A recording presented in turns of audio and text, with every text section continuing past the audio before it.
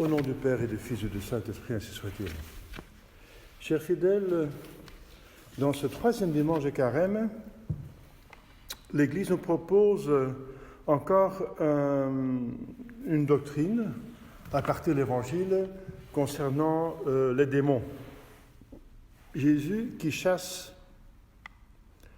démonium, un démon. Alors, donc, curieusement, l'Évangile dit « et il était muet ». Bon, un démon n'est pas muet, pour commencer au sens strict, parce qu'il n'a pas de corps, et le mutisme, c'est la carence de l'utilisation de la langue.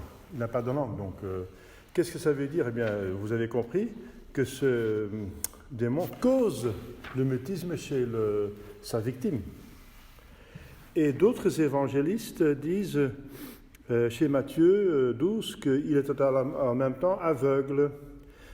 Saint Luc dit, donc c'est ici l'évangile, dit qu'il était muet, et même selon Saint Chrysostome, Théophylacte et d'autres, ils disent qu'il était sourd. Donc Jésus fait un miracle, un quadruple miracle. D'abord, il donne sa vue, ensuite il donne sa parole, et puis l'ouïe, et ensuite il chasse le diable. Parce que pour chasser le diable, il faut avoir la puissance de Dieu, donc ce n'est pas humain, ce n'est pas de chasser le diable. Parce que le principe, justement, il faut connaître un tout petit peu, un minimum de démonologie, ça veut dire la science du démon, ça veut dire il faut connaître son ennemi pour le vaincre, c'est un principe de guerre absolument fondamental.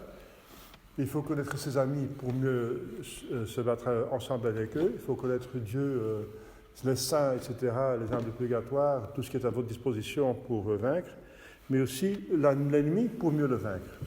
De mieux qu'on connaît l'ennemi, de mieux on connaît ses points forts pour les éviter, les frustrer, et les points faibles pour s'attaquer sur les points faibles.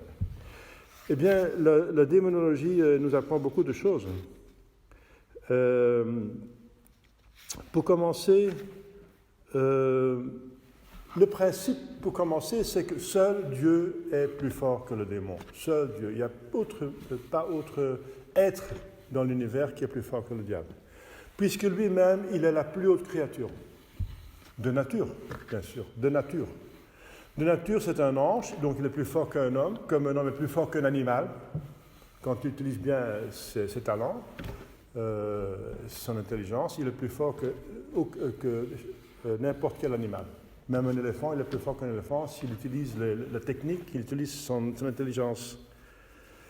Bien sûr, s'il n'utilise pas son intelligence, il est imprudent, il peut être tué par un animal. Mais quand il fonctionne convenablement, il est plus fort que tous les animaux. Et c'est même dans l'Écriture sainte que Dieu a dit « vous dominerez tous les animaux ». Les animaux sont plus forts que les plantes. Ils mangent les plantes sont sans résistance, enfin à peu près quand même, un cactus, il faut faire attention quand même. Mais en général, quand l'animal fonctionne bien, n'est-ce pas, la même chose, il est plus fort que les plantes, et les plantes sont plus forts que les minéraux. Parce que les plantes utilisent les minéraux, ils prennent la terre, les minéraux dans la terre, ils prennent l'air, le soleil, ils utilisent le soleil, etc. Donc le principe est de bon sens qu'un être supérieur est toujours plus fort d'un être inférieur quand il fonctionne bien. Sauf les cas d'accident, quand bien sûr, une plante peut tuer un animal si l'animal n'est pas prudent, etc. Et un animal peut tuer un homme, etc. Eh bien, donc, devant les anges, nous sommes sans recours. Enfin, je veux dire, si on utilise seulement notre nature, point de vue de la nature. La nature humaine est perdante devant un ange. Ensuite, il s'agit de milliards d'anges, parce qu'un tiers, selon les théologiens, d'anges sont tombés, un tiers se sont révoltés à la suite de Lucifer, le premier qui s'est révolté. Et Lucifer, par hasard ou pas par hasard, c'était le plus haut. Le plus haut, enfin, il y a une discussion, une petite discussion, s'il est dans le cœur des séraphins ou des chérubins. Les séraphins, c'est le cœur le plus haut, et les chérubins, le deuxième cœur le plus haut, le plus haut. Bon, il y a une petite discussion. Pourquoi? Parce que les séraphins chantent l'amour de Dieu, la sagesse et l'amour de Dieu, et le chérubin plutôt l'intelligence. Et saint Thomas dit que si on chante la sagesse et donc l'amour qui est lié, la sagesse est liée avec l'amour intimement, c'est plus difficile que se révolter que si on chante l'intelligence, parce que l'intelligence peut enorgueillir facilement. Donc, en tout cas, mais en principe, c'est le plus haut, donc il devrait être du rang des séraphins. Une révélation privée dit même que saint François d'Assise a pris sa place, qui avait donc un amour séraphique, comme on dit. Alors on dit, mais oui, pourquoi pas Sainte Vierge, elle a pris la place la plus haute. Eh bien, c'est parce que Sainte Vierge ne se trouve pas dans les cœurs des anges, elle est au-dessus, comme Jésus-Christ lui-même. Donc, il y avait une place la plus haute des anges. Bon, c'est entre parenthèses. Donc, c'est un ange est le plus haut des anges. Donc, le plus haut est plus fort que les autres, parce qu'il a plus d'intelligence et plus de pouvoir. Parce que dans les anges, l'intelligence fonctionne par cascade. Donc, le premier reçoit l'intelligence de Dieu par infusion et il diffuse aux autres qui sont en dessous. Donc forcément, le premier qui est à la source, il reçoit plus. C'est pour ça qu'il s'appelait Lucifer, celui qui porte la lumière. D'abord, c'était la lumière de Dieu, bien sûr. Après, il s'est révolté, donc il a abusé de son être et de ses dons incroyables, magnifiques. Dieu a créé des anges comme soi-même, à son image, des êtres purs. Voilà, donc ça c'est le drame des diables, n'est-ce pas? C'était des créatures magnifiques. Ils n'ont pas perdu, un deuxième principe, leur nature angélique par la chute. Ils ont perdu la grâce. Parce qu'ils ont été créés dans la grâce, comme les hommes. Et ils devaient gagner, mériter la gloire, en acceptant donc la volonté de Dieu. Il y avait un test. Et voilà. Donc le principe, je reviens au principe du début, que je voulais expliquer, c'est que c'est absolument, par humilité, par vérité, il faut reconnaître son ennemi. Donc, en tant qu'homme, en tant qu'homme envers un ange, et le plus haut des anges, avec toute sa cour qui est par derrière, mais qui domine et tyrannise, n'est-ce pas? Il tyrannise tous les autres démons, parce qu'il n'y a pas d'amitié dans l'enfer. Donc, ils se tyrannisent, ils saillissent, se détestent les uns les autres, mais ils se soumettent parce qu'il est le plus fort. Ils sont bien obligés de le faire. Donc, parce que sinon, il les fait souffrir encore plus. Donc, ils dominent, ils tyrannisent les autres, et ensuite, ils sont prêts à collaborer quand même, mais c'est une collaboration d'utilité. Il n'y a pas d'amitié, bien sûr, au sens strict. Il y a une collaboration d'utilité, parce qu'ils savent qu'ensemble, ils sont plus forts qu'à part. Et que quand il y a une structure, n'est-ce pas, un ordre, une hiérarchie, ils sont plus forts que si tout le monde fait ce qu'il veut. Donc il y a vraiment une hiérarchie, et c'est lui, le chef, n'est-ce pas, qui domine tout, n'est-ce pas. Une fois, j'avais dans un grand exorcisme que je faisais il y a quelques années, n'est-ce pas, j'ai demandé le nom, et bien il y a un des démons qui était, finalement, il devait avouer qu'il était Satan lui-même. Et alors je dis, il y a combien d'autres? C'est moi, il dit, c'est moi. Je dis, comment ça? C'est moi, c'est quoi, c'est moi? Dites votre nom, c'est moi. Eh bien, j'ai compris qu'il imite le bon Dieu, qui dit à Moïse, je suis qui suis. Donc, il essaie toujours d'imiter le bon Dieu. C'est moi, je dis. Au nom de Jésus-Christ, comment t'appelles-tu? Satan, il a là. Alors, il a avoué qu'il s'appelait Satan. Et il dit, combien d'autres? Alors, les autres, c'est du personnel, il dit. Personnel. Vous vous rendez compte quel orgueil? C'est parce qu'il est le plus fort, n'est-ce pas, que, voilà. Donc, c'est vraiment orgueil, oui. Donc, le diable est animé par un orgueil envers Dieu et une haine envers Dieu et les hommes.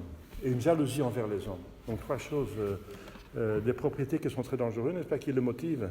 C'est la haine de Dieu, c'est l'orgueil pour soi-même, donc l'amour de soi-même qui est exagéré, qui est la source de sa révolte, son orgueil, et sa jalousie. Parce que c'est un point faible, l'orgueil. L'orgueil, c'est un point faible, on peut le prendre sur son orgueil, alors c'est fait entre parenthèses. Mais en tout cas, le principe, c'est que seul Dieu peut chasser le diable. Il faut absolument savoir ça. Donc pas un magnéticien, un truc machin, l'utilisation de rites, je ne sais pas quoi. Ici, dans l'Évangile, on voit qu'un diable ne peut pas chasser un autre. Jésus l'avoue, n'est-ce pas? Il dit c'est un de ses arguments les plus forts.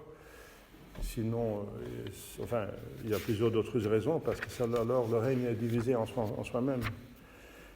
Mais seul Dieu, ça veut dire, puisque Dieu aime agir par délégation, c'est encore comment Dieu fonctionne, il faut aussi connaître Dieu, n'est-ce pas?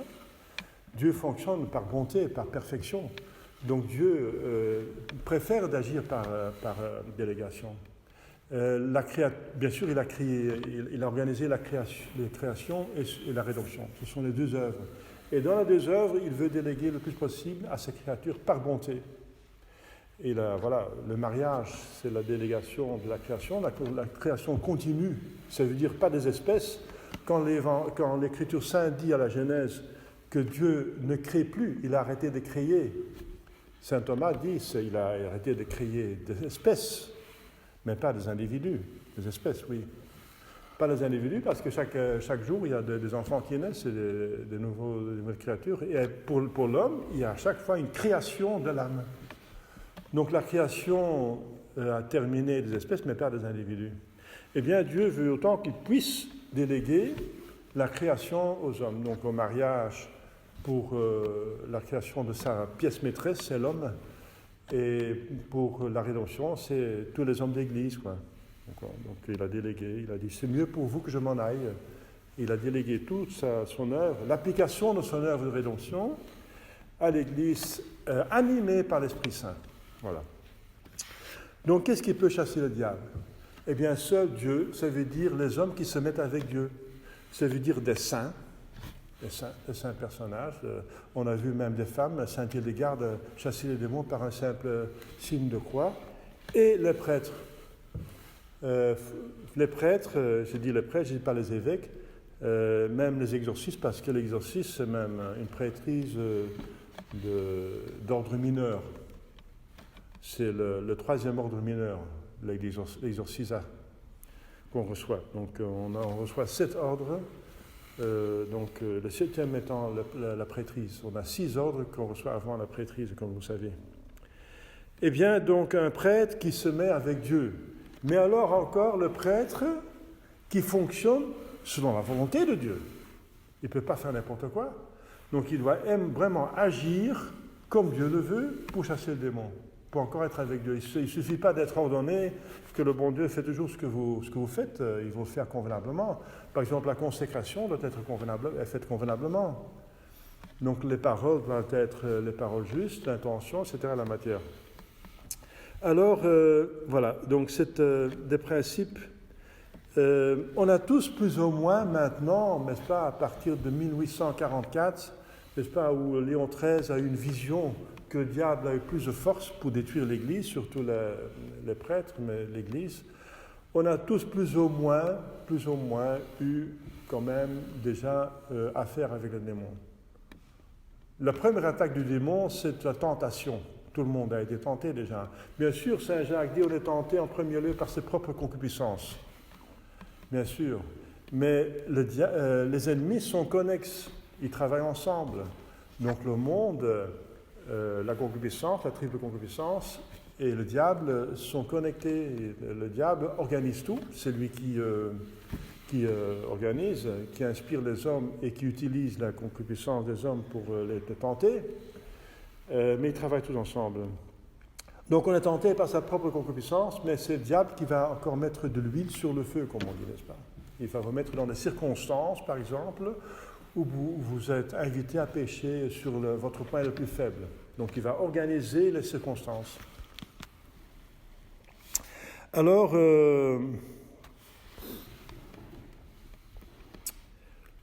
donc, si on a problème avec le diable, il faut donc, pour nous, n'est-ce pas, enfin pour vous, les fidèles, et pour moi aussi, le premier principe, c'est la sainteté. Comme je viens de dire, il y a deux catégories d'hommes qui peuvent chasser le diable.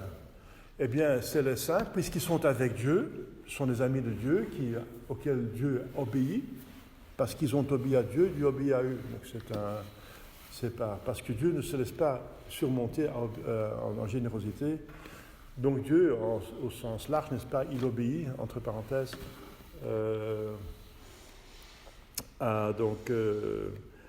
au saint. Donc quand le saint demande quelque chose, il est plus facilement exaucé. Donc ici, on demande à Dieu de chasser le démon, parce qu'on chasse toujours le démon au nom de Dieu, au nom de Jésus-Christ, eh bien il est plus facilement exaucé.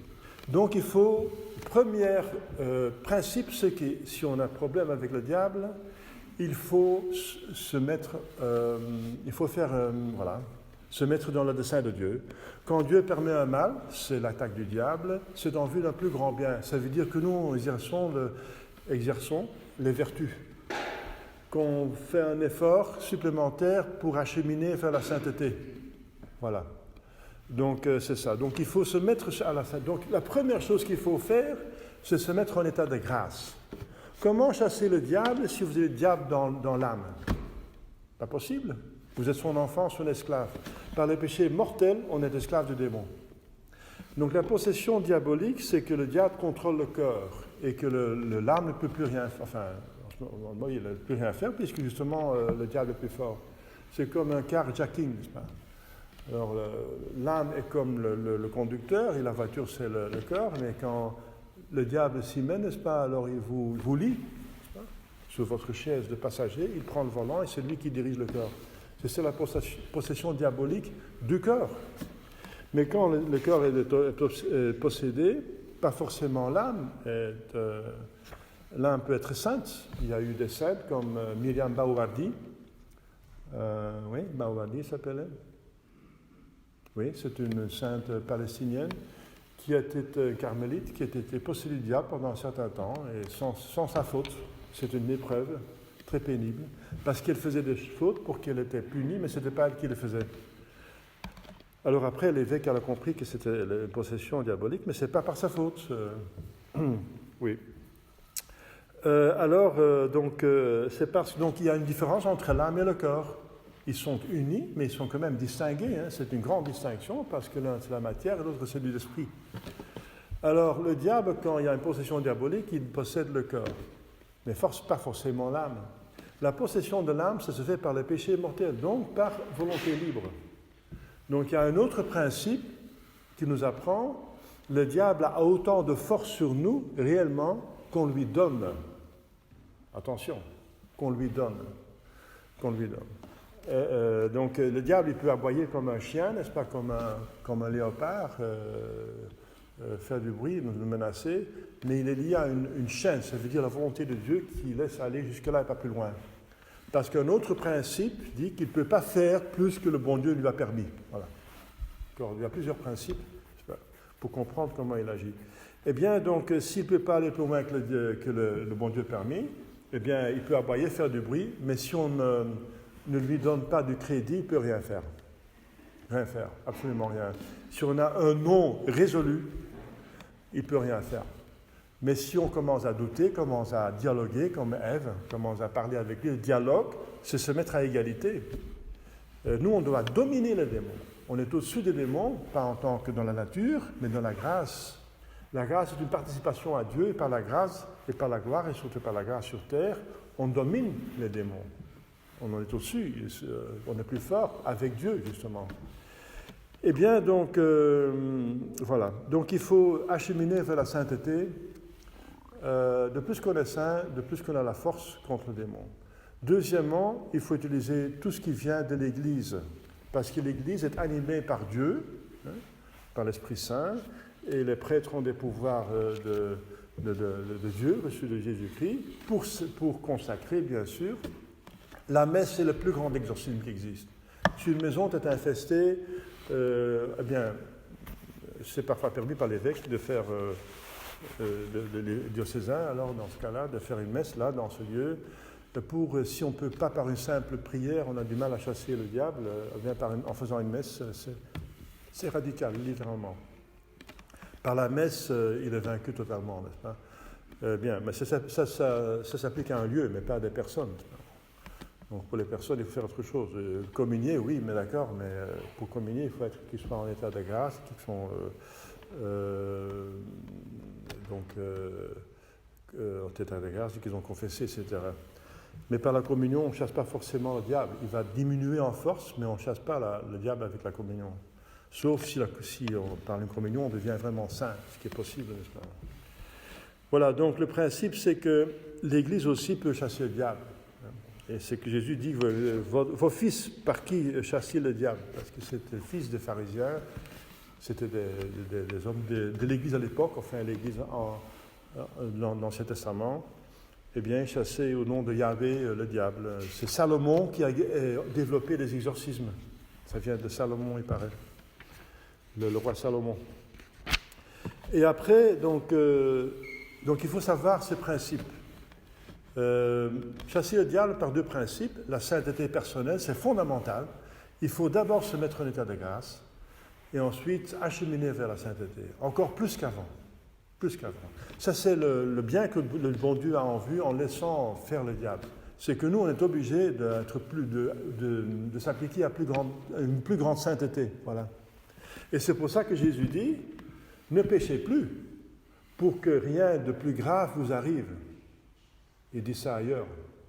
Et ici il dit qu'un fort chasse quelqu'un qui est dans un lieu.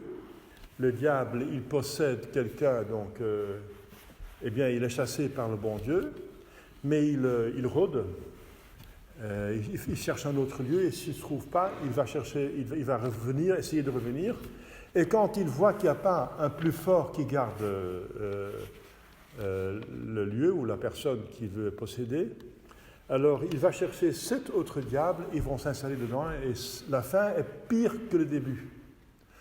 Et le plus fort, c'est justement le Saint-Esprit. Donc, il faut absolument se mettre en état de grâce et tenir la grâce. Et justement, on est plus motivé de ne pas pécher, surtout pas des péchés mortels, n'est-ce pas? Parce que sinon, ça va être pire. Ça va être pire. Eh bien, ce n'est pas seulement pour les posséder, n'est-ce pas? Mais c'est pour toutes. Les mêmes principes sont pour toutes, même les infestations. Parce qu'il y a plusieurs niveaux d'attaque.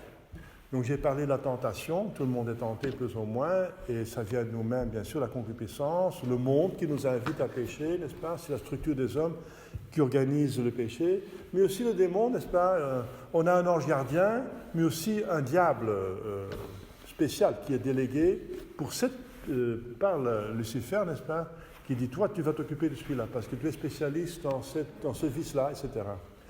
Donc il y a une répartition de rôles. Et tout le monde a quand même au moins un diable, comme il a au moins un ange gardien. Pour le garder, il a un diable pour le tenter. Bien sûr, le diable, il imite. Et il veut absolument... Le but de Dieu et le diable, c'est les âmes. Dieu pour les amener au ciel, le diable pour les amener en enfer.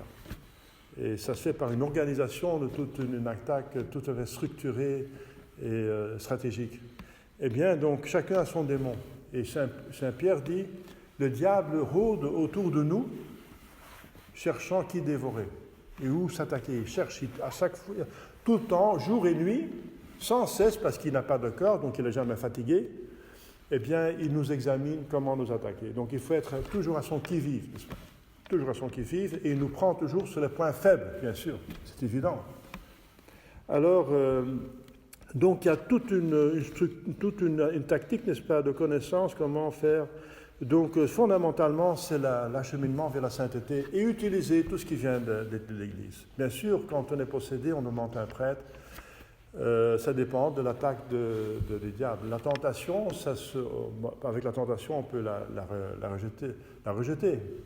Et ça dépend de quelle tentation il s'agit. Parce que si c'est contre la chasteté, il ne faut pas attaquer contre, il faut fuir. La tactique de la chasteté, c'est la fuite. Donc, et la fuite des occasions, etc. Et penser à autre chose et prier, etc. Donc c'est la fuite. Donc il faut savoir encore comment réagir aux tentations. Mais ensuite, une attaque plus forte du diable, c'est une infestation. L'infestation, ou bien il y a aussi des idées fixes, il y a des scrupules qui peuvent venir du diable, hein. Pas forcément, mais pas que venir du diable, ça, c'est pénible les scrupules. Des idées fixes, des obsessions, n'est-ce pas? C'est qu'une idée mauvaise, obsessive revient à chaque fois. Bon, ça peut venir d'une maladie psychologique, mais aussi du diable, ou une combinaison des deux. Parce que le diable se met aussi sur les maladies psychologiques, bien sûr. C'est des portes ouvertes quelque part. Donc souvent c'est une combinaison de plusieurs choses.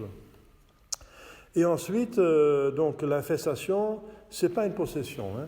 Une infestation diabolique, ça veut dire qu'il y a tellement de contretemps, on a des maladies l'une après l'autre, on perd le travail, on perd ses amis, on se dispute avec tout le monde. Quand on va à la mairie, ils perdent le papier, le fonctionnaire qui s'en occupe est malade, l'assurance ne paye pas parce qu'il y a encore des petites lettres là, et alors le dossier il est perdu, on tombe, on casse des choses. Alors si c'est trop, et trop longtemps, n'est-ce pas ? Alors ça peut être une indication, si les malheurs sont trop, n'est-ce pas, et trop longtemps, alors ça peut être une indication, effectivement, que le diable est en jeu. Voilà. Alors ça s'appelle une infestation. Et parfois, il devient même visible. Hein, donc, quand on a fait le spiritisme, etc., il y a des objets qui commencent à bouger, etc., donc c'est une preuve qu'il y a autre chose.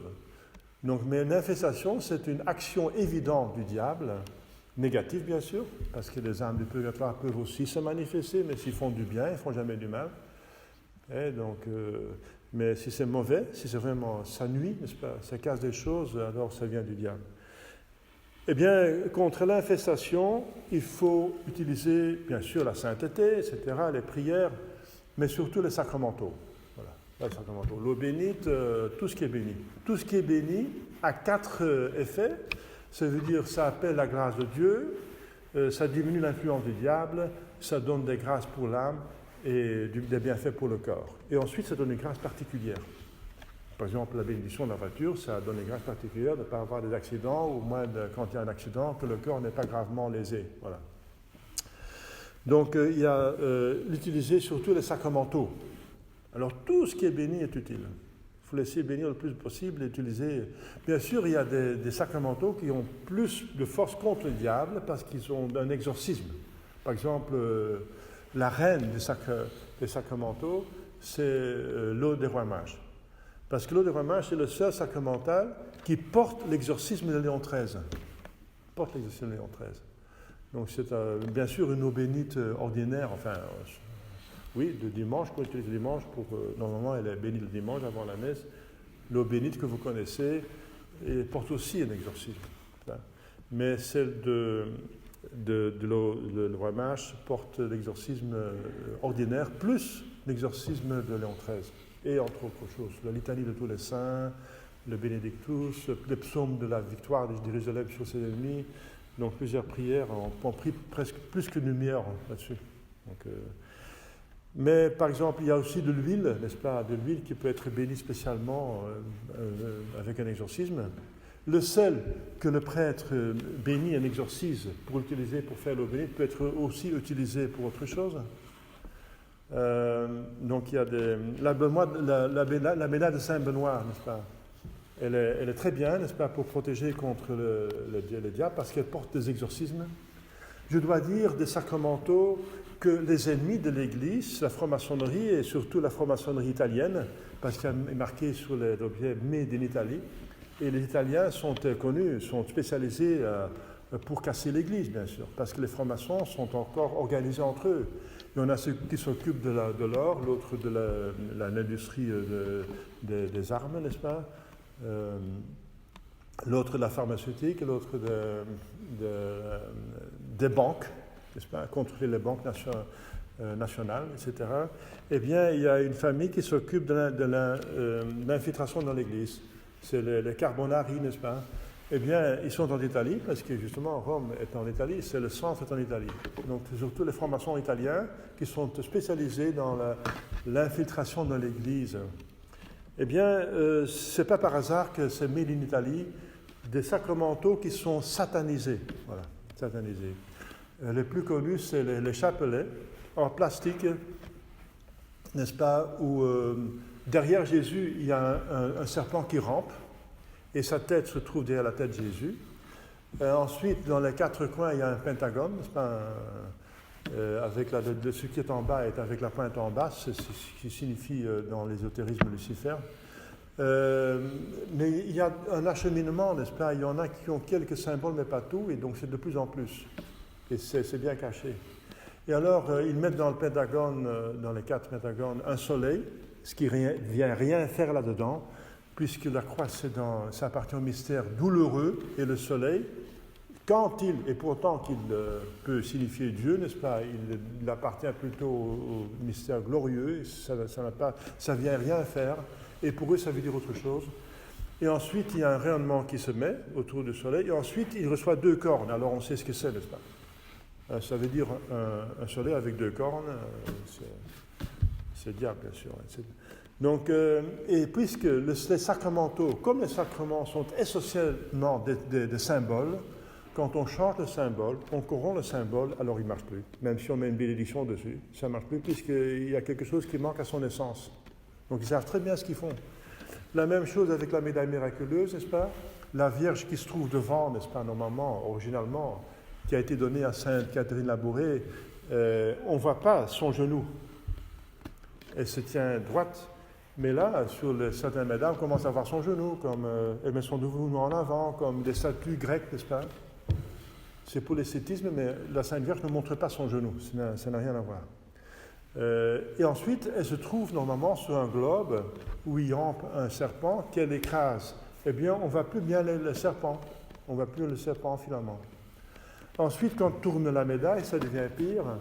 Il y a 12 étoiles, mais il bouge l'étoile jusqu'à ce qu'une étoile se trouve au-dessus de la croix.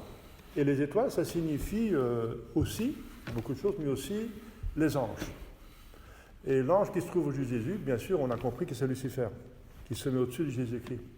Ensuite, la croix a une trabe, et sur cette trabe, n'est-ce pas, sur ce poutre, n'est-ce pas, il y a le M. Eh bien, le M de Marie, ça veut dire Marie est unie à la croix. Mais alors, la première jambe de Marie se trouve derrière Jésus, parce que derrière Jésus, et ensuite devant, ensuite derrière. Mais ça commence par derrière. Eh bien, ils ont inversé le rôle.